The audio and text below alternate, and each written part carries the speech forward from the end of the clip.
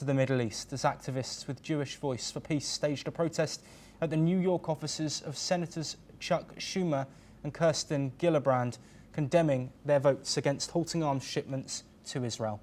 The protesters, wearing black T-shirts emblazoned with "Jews say let Gaza live," demanded an end to the violence in Gaza, where over 60,000 Palestinians have reportedly died, according to local Hamas-run officials. Meanwhile, pro-Palestinian protests took place across Britain, with people banging pots and pans to voice their opposition to Israel's military campaign. The demonstrations coincided with Britain's threat to recognise Palestinian statehood. Here is what some protesters have said.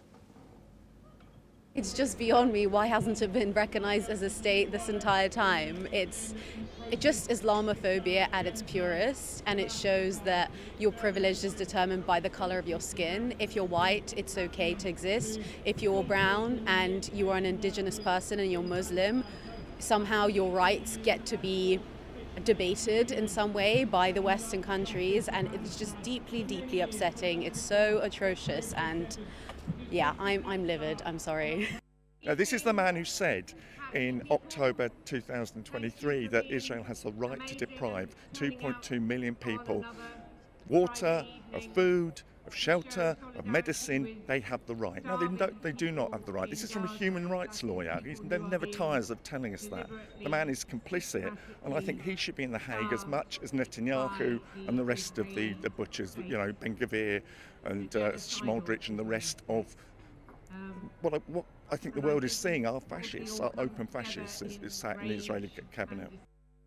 While in Pretoria, South Africa, protesters rallied against the silence of Arab countries and Western governments, accusing them of complicity in the Gaza war. South Africa has been a vocal critic of Israel's actions, calling for an immediate ceasefire and full humanitarian access to the region. Let's listen to another protester in South Africa.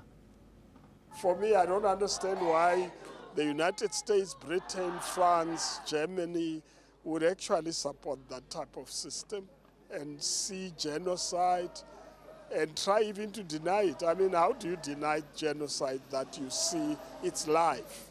And in Westmore, you go and provide food and kill them when they come to get food. I've never seen a thing like this in my life. It's like trapping rats. When you want to kill them, you put food there so that they can come and you shoot at them. What type of world are we? Well, joining us on the programme, Dr. Alvit Ningtajam, who's a Deputy Director and Assistant Professor at the Symbiosis School of International Studies, joining us live from Pune. Thank you so much for your time. Protests going on across the globe. We've seen many protests, but of course there has been a move from some world leaders towards putting pressure on the situation currently at play in Gaza. Do you think that there has been now a shift, not just with members of the public, but also potentially with those world leaders in condemning what's going on the ground in the Gaza enclave? Right. Thank you, Joshua, for having me on your show once again this afternoon. What we are seeing right now in terms of this protest in different parts of the world also reflect the increasing roles being played in international relations by the non-state actors. What I mean to say, the non-state actors are these groups or the pressure groups or the interest groups that exist in different parts of the world. And the protests that you have mentioned in US, in South Africa, and also in the United Kingdom talk a volume about the growing sentiments of the public against, for the Palestinian sufferings, because we are not seeing any light at the end of the tunnel.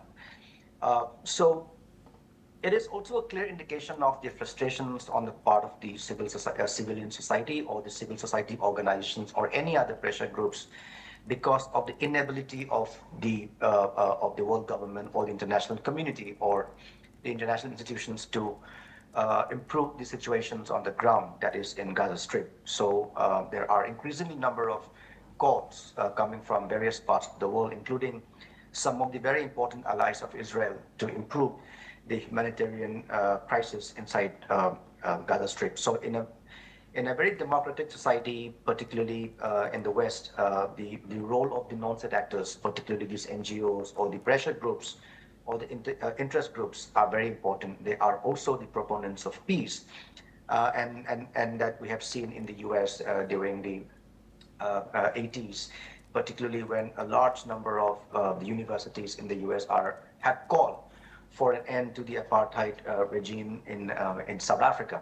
So similarly, there's also an increasing realization and the cognizance amongst the civilians that it's high time we put some pressure both on the international institutions or regional institutions as well as on Israel to course correct what they are doing inside Gaza Strip, particularly looking at the very dire consequences being faced by the civilians who are facing the humanitarian crisis. So it's more of a symbolism, and at the same time, it is also pressure tactics being used by these non-state actors against Israel.